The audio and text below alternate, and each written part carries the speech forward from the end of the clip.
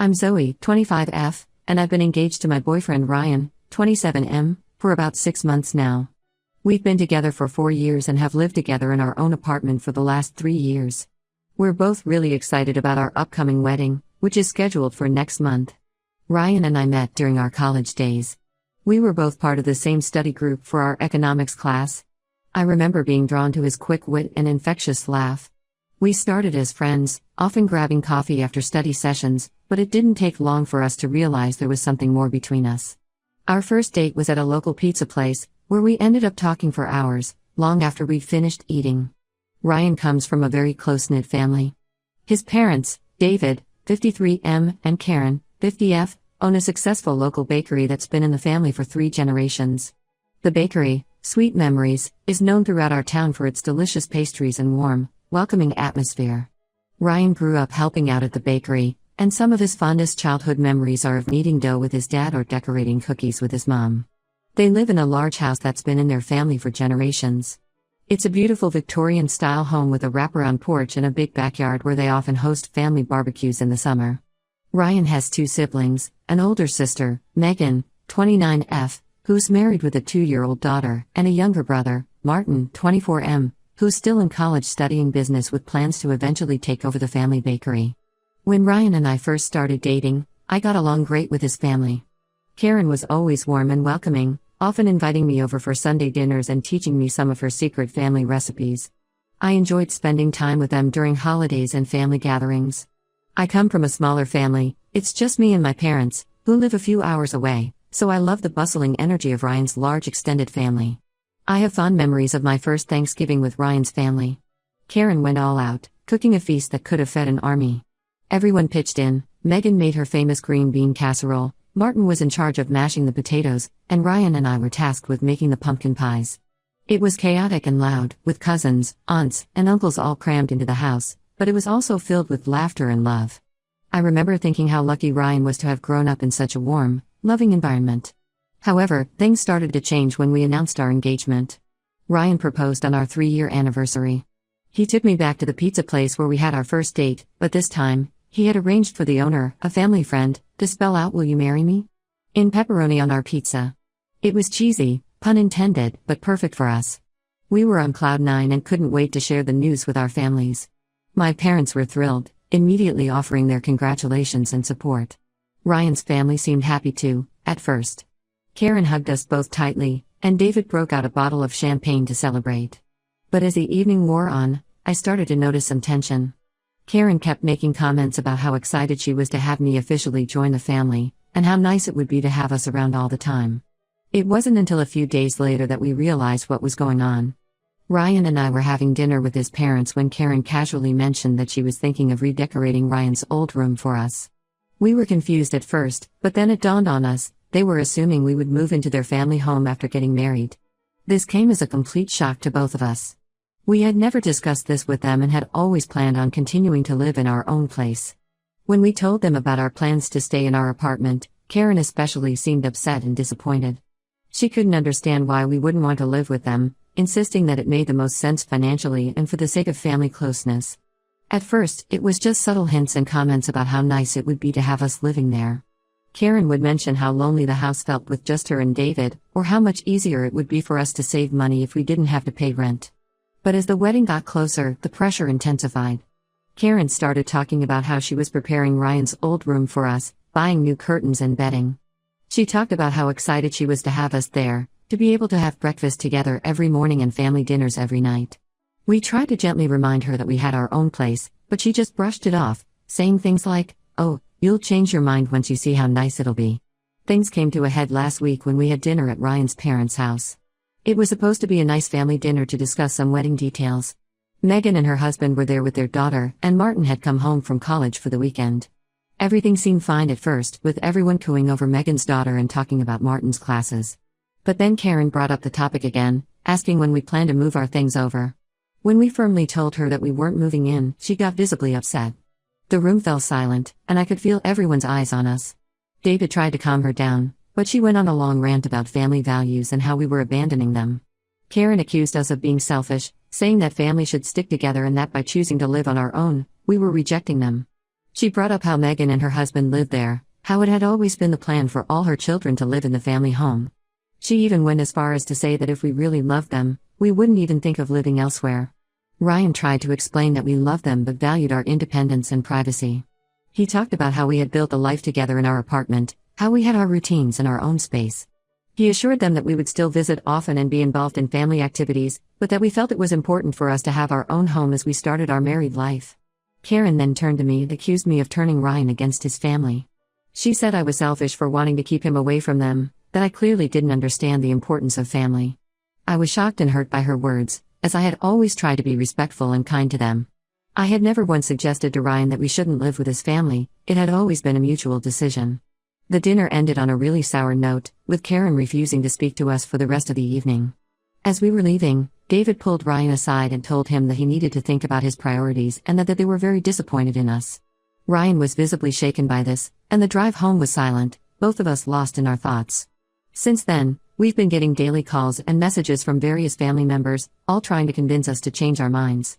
Megan, who lives at home with her husband and daughter, called to tell us how great it is to have family support and how we're making a mistake. She talked about how helpful it was to have her parents around to help with the baby, and how much money they were saving by not having to pay rent. Even Martin, who's away at college, sent us a long text about how we're breaking their mother's heart. He said that Karen had called him crying, saying that she felt like she was losing her son. Martin pleaded with us to reconsider, saying that he was planning to move back home after college and that it would be great if we were all there together. Ryan is really torn up about this. He loves his family and hates disappointing them, but he also wants to start our married life together in our own space. He's always been close to his family, especially his mom. Growing up, he and Karen had a special bond. She was always the one he went to for advice or comfort. To have her so upset with him now is really taking a toll on him. I'm feeling guilty and stressed, wondering if I'm the cause of this family rift. But at the same time, I don't think it's fair for them to expect us to give up our independence just because it's what they want. I keep thinking back to all the plans Ryan and I have made for our future, how we've talked about eventually buying our own house, maybe getting a dog. None of those plans involved living with his parents. We're getting married in just a few weeks, and this whole situation is casting a shadow over what should be a happy time. Ryan's parents are threatening not to attend the wedding if we don't agree to move in with them. They say that if we go through with this decision, it's a clear sign that we don't value family, and they won't support our marriage. We're both stressed and unsure of how to handle this without completely alienating his family. Ryan has tried talking to his dad one-on-one, hoping he might be more reasonable, but David just keeps saying that Karen is heartbroken and that as a husband, he has to stand by her. I don't want to be the reason Ryan loses his relationship with his family, but I also don't want to start our marriage by giving in to their demands. We're both firm in our decision to live on our own, but the constant guilt-tripping and emotional manipulation are taking a toll on us. Ryan's been having trouble sleeping, and I can tell he's stressed all the time. We've talked about possibly postponing the wedding to give everyone time to calm down, but we've already put down non-refundable deposits and sent out invitations. Plus, it feels wrong to put our lives on hold because of this disagreement. I'm not sure what to do at this point. Should we stand our ground and risk damaging our relationship with Ryan's family? Or should we give in to keep the peace, even if it means sacrificing our independence? Any advice would be greatly appreciated. Update 1. It's been about 2 weeks since my last post, and unfortunately, things have only gotten worse. Ryan and I decided to stand our ground and not give in to his family's demands to move in with them after the wedding. We thought that if we remained firm but respectful, they would eventually come around and accept our decision. We were wrong. Last weekend, we had a small engagement party planned with some close friends. We had invited Ryan's family, hoping it would be a chance to smooth things over. We spent days preparing for it, cleaning our apartment from top to bottom and cooking all of Ryan's family's favorite dishes. I even made Karen's famous apple pie, hoping it would be a peace offering of sorts. As the party time approached, we kept glancing at the door, hoping to see Ryan's family walk in. But as the hours ticked by, it became clear they weren't coming. None of them showed up. We later found out that Karen had organized a family dinner at the same time as our party, effectively forcing Ryan's siblings and extended family to choose sides. This really hurt Ryan. He had been trying to reach out to his parents and siblings all week, leaving voicemails and sending texts, but they either ignored him or sent short, cold responses. Seeing that they would go so far as to boycott our engagement party and turn the rest of the family against us was a huge blow. I remember the moment Ryan realized they weren't coming. He had been standing by the window, constantly checking the street. When our last guest arrived and there was still no sign of his family, I saw the hope drain from his face. He put on a brave face for our friends, but I could see how much he was hurting. The day after the party, Ryan's aunt, Karen's sister, called him. She told him that Karen had been telling everyone that I was manipulating Ryan, turning him against his family, and that I had explicitly forbidden him from having any contact with them. According to Karen, I was jealous of Ryan's close relationship with his family and was trying to isolate him from them. Of course, none of this was true. Ryan and I had always made decisions together, and I had always encouraged his relationship with his family. It was clear that Karen was trying to paint me as the villain in this situation, probably hoping that if everyone turned against me, Ryan would leave me and come back to the family fold. Ryan was furious when he heard this. I had never seen him so angry. He immediately called his parents' house, determined to set the record straight. Karen answered, and for the first time since this all began, Ryan lost his cool. He confronted her about the lies she was spreading and demanded to know why she was trying to turn the family against us. Karen burst into tears, accusing Ryan of choosing me over his real family and saying that he was breaking her heart. She brought up all the sacrifices she had made for him over the years, how she had always put her children first, how she had worked long hours at the bakery to provide for them, how she had always been there for him. She said that by refusing to live with them, Ryan was throwing all of that back in her face.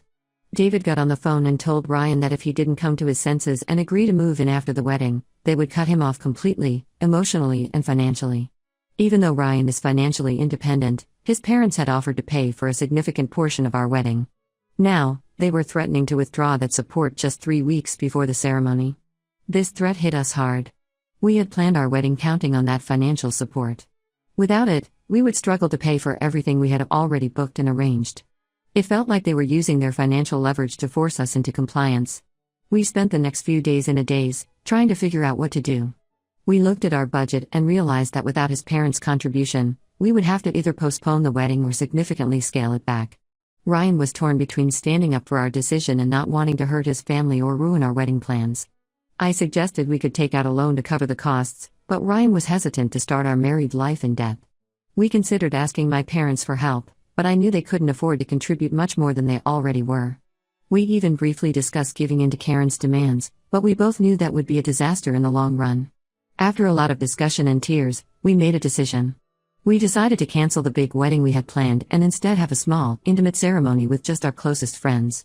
It's not what we had originally envisioned, but we realized that starting our marriage on our own terms was more important than a lavish ceremony. Making those cancellation calls was heartbreaking. We had to let go of the beautiful venue we had booked, cancel the caterer, and tell the band they were no longer needed. Each call felt like we were chipping away at the dream wedding we had planned. But at the same time, there was a sense of relief. We were taking control of our situation, refusing to let Ryan's family's manipulation dictate our choices. We sent out messages to our guests explaining the change of plans. We were vague about the reasons, not wanting to air the family drama, but many of our friends figured out what was going on and have been incredibly supportive. Several of them offered to help with the new, smaller ceremony. One friend offered to officiate, another said she'd handle the flowers, and another offered to bake our cake. Ryan tried one last time to reach out to his family, sending them a heartfelt email explaining our decision and expressing his hope that they would still be a part of our lives. He poured his heart out in that email, telling them how much he loved them and how he hoped they could find a way to accept our decision. He reassured them that us living separately didn't mean we were cutting them out of our lives, and that we still wanted them to be a big part of our future. So far, we haven't received any response. As for me, I'm struggling with feelings of guilt and anger. I know I'm not really to blame for this situation, but it's hard not to feel responsible for the rift in Ryan's family. I keep wondering if there was something I could have said or done differently to prevent things from getting this bad. At the same time, I'm angry at how manipulative and cruel they're being, especially Karen. It hurts to see how much pain they're causing Ryan, and I'm finding it hard to imagine ever having a good relationship with them again, even if they do come around. Ryan is putting on a brave face, but I know he's hurting deeply. He's started seeing a therapist to help him process everything that's happening. I can see how conflicted he is. On one hand, he's angry at his family's behavior and sure of our decision, but on the other hand, he misses them terribly and feels guilty for disappointing them. There are moments when I catch him looking at old family photos with a sad expression, and it breaks my heart. We're trying to focus on our love for each other and the life we're building together, but it's hard when this dark cloud is hanging over us. We're both having trouble sleeping, and there's a tension between us that wasn't there before. We're not fighting, but there's a heaviness in our interactions, a sadness that we can't seem to shake. Our new, smaller wedding is in just 2 weeks. We're both anxious about whether Ryan's family will make any last-minute attempts to disrupt it or if they'll maintain their silence. We've warned a few friends who will be attending about the situation, just in case Karen or anyone else tries to show up and cause a scene. It's sad that we even have to consider these things for what should be the happiest day of our lives. Either way, we're determined to go through with it and start our married life together, with or without their blessing. We know it won't be easy, but we're committed to supporting each other through this difficult time. We're hoping that once we're married and they see that we're happy and doing well on our own, maybe they'll come around. But we're also preparing ourselves for the possibility that this estrangement might be long-term or even permanent. I never imagined that planning our wedding would be like this. Instead of choosing flowers and tasting cakes, we're strategizing how to handle potential family drama and mourning the loss of relationships we thought would last a lifetime. But through it all, Ryan and I have grown closer. We're facing this challenge as a team, and I know that whatever happens, we'll get through it together. Update 2. It's been about a month since my last update, and a lot has happened. Our small, intimate wedding ceremony took place 2 weeks ago, and while it wasn't what we originally planned, it turned out to be a beautiful and meaningful day. In the days leading up to the wedding, we braced ourselves for potential drama from Ryan's family. We had nightmares about Karen showing up and causing a scene, or about receiving a cease and desist letter from a lawyer. The stress was taking its toll on both of us. Ryan was losing weight, and I was breaking out in stress-induced hives. To our surprise, we received a text from Megan, Ryan's sister, 2 days before the ceremony. She said she and her husband wanted to come to the wedding and that she was sorry for how things had escalated. We were cautiously optimistic and told her we'd be happy to have them there, but we also warned her that if this was some kind of ploy orchestrated by Karen, we wouldn't hesitate to ask them to leave. On the day of the wedding, Megan and her husband showed up. It was a bit awkward at first, but they seemed genuinely happy to be there. Ryan was emotional seeing his sister, and they had a long, private conversation before the ceremony. Megan explained that she had started to see how manipulative their mother was being and that she didn't agree with how Ryan was being treated. She said Martin, their younger brother, felt the same way but was afraid to go against their parents. Megan shared some details about what had been happening at home. Apparently, Karen had become increasingly erratic, oscillating between bouts of tears and fits of rage. She had been calling Ryan's childhood friends, telling them not to attend the wedding. She had even gone so far as to call my workplace, trying to convince my boss that I was unstable and should be fired. Thankfully, my boss knew me well enough to dismiss Karen's claims. However, Ryan's parents and younger brother were noticeably absent. We later found out that Karen had forbidden Martin from attending and had apparently thrown a fit when she learned Megan was going. Despite this, we tried not to let it overshadow our day. The ceremony itself was lovely. We held it in a small, picturesque park near our apartment. Our close friends rallied around us, helping with everything from setting up chairs to taking photos. The intimate setting allowed us to really feel the love and support of those present. Ryan was emotional during his vows, and I could tell he was thinking about his absent family members, but he also seemed more certain than ever about our decision to start our life together on our own terms. After the ceremony, we had a small reception at our favorite local restaurant. The owner, who knew about our situation, had closed the place to other customers and decorated it beautifully for us. It wasn't the grand reception we had originally planned, but it was perfect in its own way. We danced, laughed, and celebrated with the people who truly cared about us. After the wedding, we went on a short honeymoon.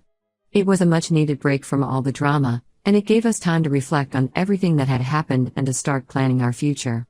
We spent long hours talking about what we wanted our life together to look like, how we would handle future interactions with Ryan's family, and how we could build our own traditions and support system. When we returned, we found out that Karen had escalated her campaign against us. She had apparently been posting on social media about how her son had abandoned the family and how I had stolen him away. She shared old family photos with captions about how happy they used to be before I came along. Some extended family members and family friends had been reaching out to Ryan, concerned about what they were hearing. Ryan decided it was time to set the record straight. He wrote a long, detailed post explaining our side of the story, how we had always planned to live independently, how his parents had tried to manipulate us into moving in with them, and how they had ultimately chosen to cut us off when we didn't comply with their demands. He was respectful but firm, making it clear that while he loved his family, their behavior had been unacceptable. The response to Ryan's post was overwhelming. Many family friends and even some extended family members reached out to offer their support. They shared stories of how Karen had tried to control their lives too, and how they had struggled with setting boundaries with her. It was eye-opening for Ryan to realize that this wasn't just about us, but part of a larger pattern of behavior. Megan called us a few days after Ryan's post went up. She said that Karen was furious about the post and had been ranting about taking legal action for defamation. We're not too worried about that, as everything Ryan said was true, but it's still stressful to think about. On a more positive note, Megan said that Martin had read the post and it had really opened his eyes to the situation. He's still living at home while finishing college, so he's in a tough position, but he sent Ryan a supportive text. It meant a lot to Ryan to know that his siblings were starting to understand and support our position. As for David, Ryan's dad, we haven't heard anything directly from him. Megan told us that he's been very quiet about the whole situation and she thinks he might be starting to see how unreasonable Karen is being, but he hasn't taken any action to reach out or mend things with us. Ryan is doing better emotionally. He's sad about the situation with his parents, especially his mom, but he's also angry about how they've behaved and more certain than ever that we made the right decision. He's continued seeing his therapist, which has been really helpful for him in processing all of these complex emotions. We're focusing on settling into our married life and making plans for our future. We've talked about possibly moving to a new city for a fresh start, away from all this drama. Nothing's decided yet, but it's something we're seriously considering. The idea of building a life somewhere new, where we're not constantly worried about running into Ryan's parents or dealing with the fallout from this situation, is appealing. For now, we're taking things one day at a time. We're grateful for the support we've received from friends and some family members, and we're committed to building a life together based on mutual respect and independence. It's not the start to married life we imagined, but we're facing it together, and that's what matters most. Update 3. It's been about 2 months since my last update, and I wanted to share some significant developments in our situation. Shortly after my last post, we received an unexpected visit from David, Ryan's father. He came to our apartment one evening, looking tired and apologetic. He said he had finally stood up to Karen and told her that her behavior was unacceptable. Apparently, this led to a huge argument between them, and David had been staying with a friend for the past week. David apologized profusely for not intervening sooner and for allowing Karen's manipulative behavior to go on for so long. He admitted that he had always known it was wrong but had found it easier to go along with her demands than to confront her. Ryan was emotional during this conversation, expressing both his hurt at David's previous inaction and his appreciation for him finally taking a stand. We learned from David that Karen's behavior had been escalating. She had been calling and harassing our wedding guests who had attended our ceremony, accusing them of betraying the family. She had also shown up at Megan's house and created a scene when Megan refused to cut ties with us. This had apparently been the last straw for David. David told us that he was seriously considering separation from Karen if she didn't agree to seek professional help for her behavior. He asked for our forgiveness and expressed hope that we could rebuild our relationship, though he understood if we needed time. Ryan was cautiously optimistic about reconnecting with his father, but we both agreed that we needed to take things slow. We made it clear to David that while we appreciated his apology, we wouldn't consider any reconciliation with Karen unless she took responsibility for her actions and got help. A week after David's visit, we received a call from Martin. He told us that the situation at home had become unbearable. Karen's behavior had become increasingly erratic and he no longer felt comfortable living there. He asked if he could stay with us for a while until he figured out his next steps. We agreed, happy to be able to support Ryan's younger brother. Having Martin stay with us has been a positive experience. He's opened up about the toxic environment at home and how Karen's controlling behavior had affected him throughout his life.